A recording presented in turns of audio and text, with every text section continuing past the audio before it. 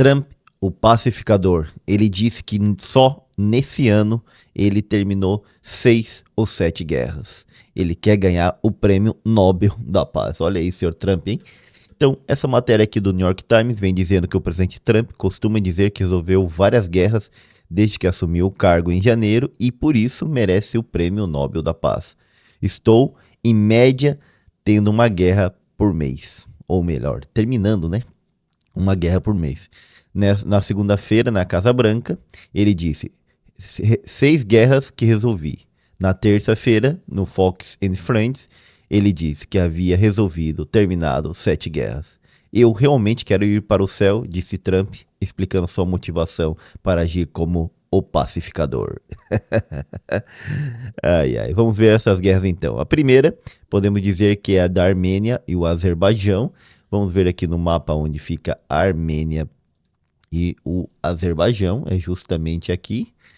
Como vocês podem ver, ele fica aqui quase na fronteira com a Rússia, por isso antigamente eles fizeram parte da União Soviética. Aqui está o Azerbaijão, esse paísinho aqui menorzinho é a Armênia, e a briga está em torno dessa região aqui mais ao sul. Lembrando que a Armênia aqui fica ao lado da Turquia, onde eles sofreram um genocídio por parte dos turcos, ali no início do século XX e tudo isso.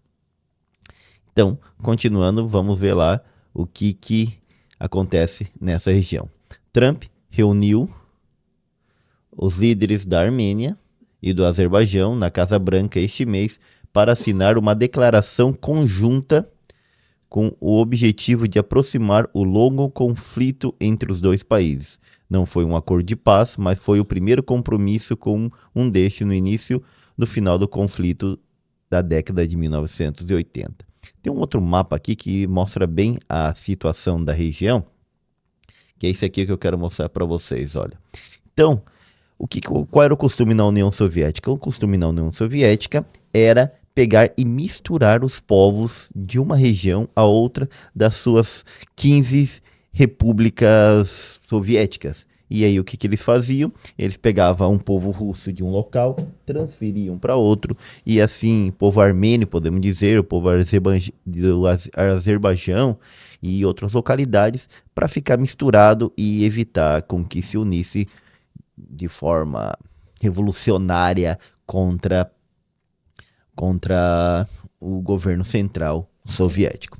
E aqui na Armênia, eles juntaram essas duas regiões aqui, ó, Armênia e Azerbaijão, fazia tudo parte da União Soviética. Porém, quando elas se independizaram, ficou uma parte separada aqui pelo corredor de Laquim, outra um enclave aqui no meio, que agora está ocupado pelos armênios, mais 2 enclaves aqui também ocupados pelos armênios, aqui um enclave armênio no Azerbaijão ocupado pelos azerbaijaneses, e essa região aqui era do Nagorno-Karabakh, era uma região que pertencia à Armênia, que em 2023 o Azerbaijão veio e tomou. Tecnicamente, a Armênia ela é apoiada pelos russos, mas com a guerra na Rússia e na Ucrânia, praticamente a Rússia abandonou a Armênia e disse, se vira aí. E eles se viraram? Não, eles perderam uma guerra aqui para o Azerbaijão, que tomou esse território. Esse aqui é do Nagorno-Karabakh, esse aqui eles já haviam cedido, mas em verde, e esse outro em verde mais claro, eles perderam também, foi reconquistado pela Armênia. E o risco que corre é vir a Armênia e tomar o corredor, daí ele toma tudo isso aqui, ó, e a Armênia fica bem menor se o Azerbaijão vem e toma todo esse corredor. Então, o que disse o Trump? Não, eu estou ajeitando a situação para que vocês não continuem com essa guerra, e também que quero construir aí o que é o corredor Trump.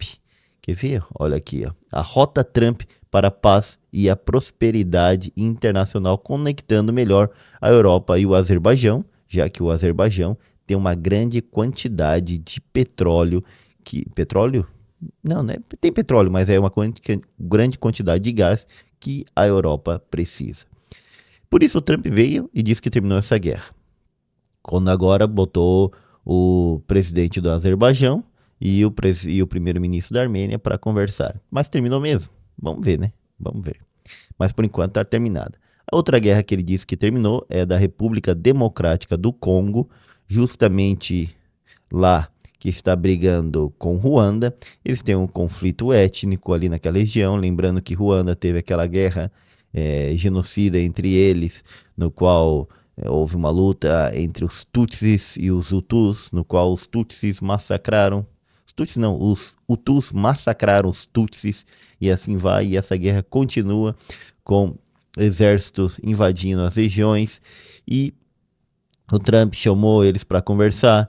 Na segunda-feira, o principal grupo rebelde do leste do Congo, conhecido como M23, apoiado por Ruanda, ameaçou renegar o acordo, pois apoiado pelos Estados Unidos, alegando que seu principal inimigo, o exército congolês, havia violado seus termos e assim por diante. Porque ele diz que vai lá e atua no Congo para proteger as milícias Hutus que estão lá e tudo isso.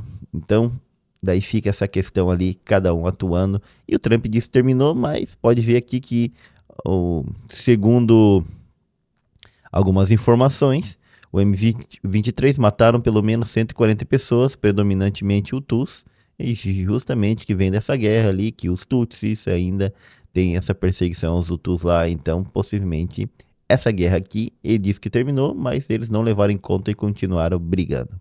Outra guerra que nós tivemos foi da Índia e do Paquistão, no qual a Índia e o Paquistão começaram com problemas devido à região ali da Caxemira, que quero mostrar aqui para vocês no mapa novamente, a região da Caxemira, peraí, aqui, região da Caxemira, ó.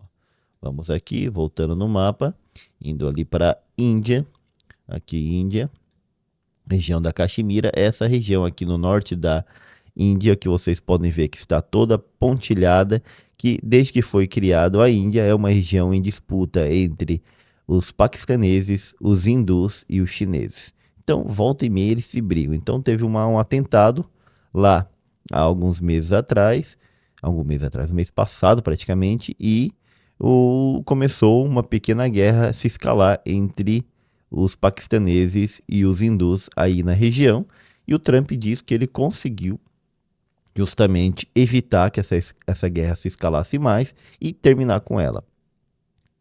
Por isso aqui, ó, os indianos dizem que o Trump ajudou, mas não muito, foram eles, que foram os paquistaneses que vieram pedir para negociar com eles. Já os paquistaneses agradeceram muito a Trump, que por ter, digamos, mediado nessa guerra, diminuído as hostilidades, e por isso vai indicar o Trump para o Prêmio Nobel da Paz. Tudo que ele quer.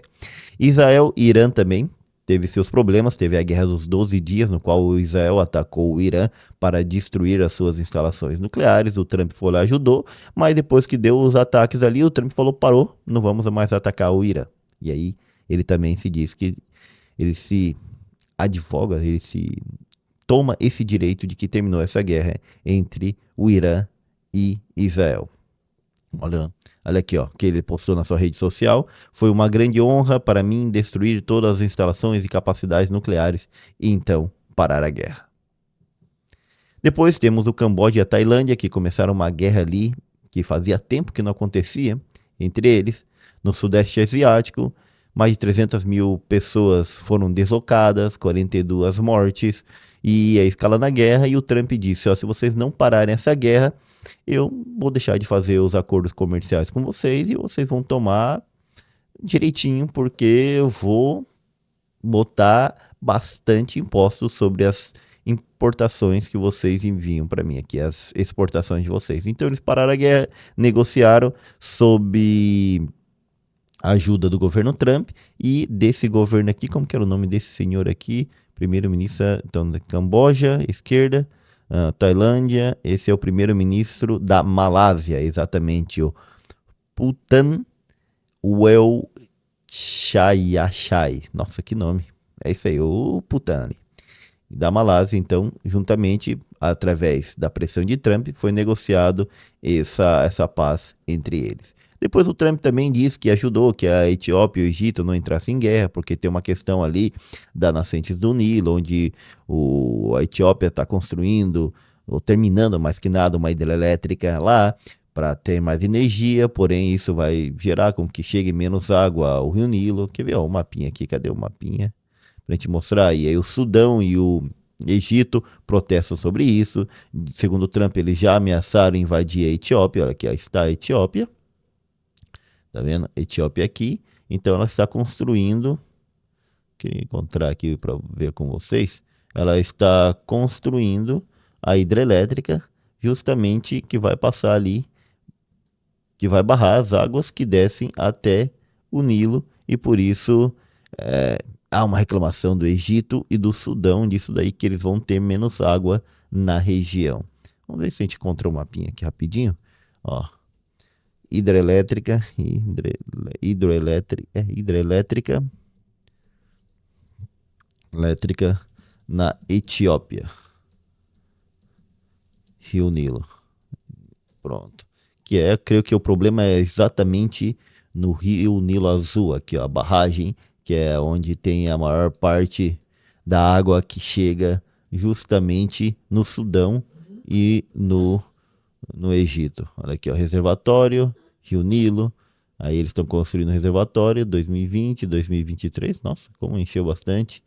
E aí é onde entra o problema, porque para os egípcios, ó, o Egito e o Sudão e a Etiópia assinaram o novo tratado em 2015, mas as negociações sofrem sobre a forma como a Etiópia utiliza a água do Nilo para encher a barragem e fracassaram repetidamente.